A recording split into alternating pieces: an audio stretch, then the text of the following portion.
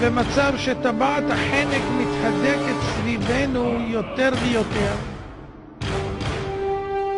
והמדינות מסביבנו שואפות כאילו לדמוקרטיה, שבעצם ברור שהן לא שואפות אלא רק לשחרור מיד הרודנים הנוכחיים, אבל מיד לאחר מכן מי יעלה יותר טוב? הרי גם אלה שבאו החליפו אחרים שהיו עריצים. סאדאת החליף את נאצר ומובארק החליף את סאדאת, אבל כל אחד נתקע כמה שיותר. שם חיסלו את שניהם, אז הם לא נשארו הרבה זמן. אבל פה שלא חיסלו, נשארו הרבה זמן, אף אחד לא מתכוון, והם התכוונו גם להעביר את זה לילדים. קיצורו של דבר, מה שמתברר יהודים מכאן, שהמצב מסביבנו רועש ורועש.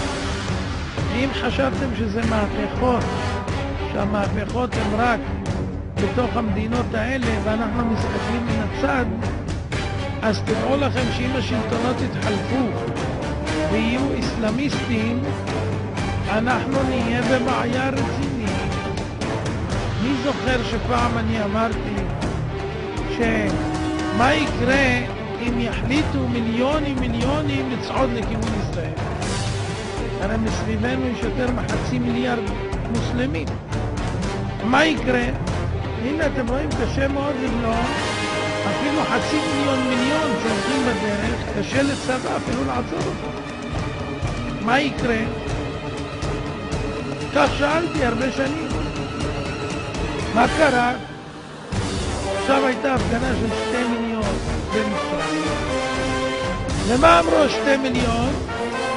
שהם רוצים לעלות כולם ביחד לירושלים ברגל.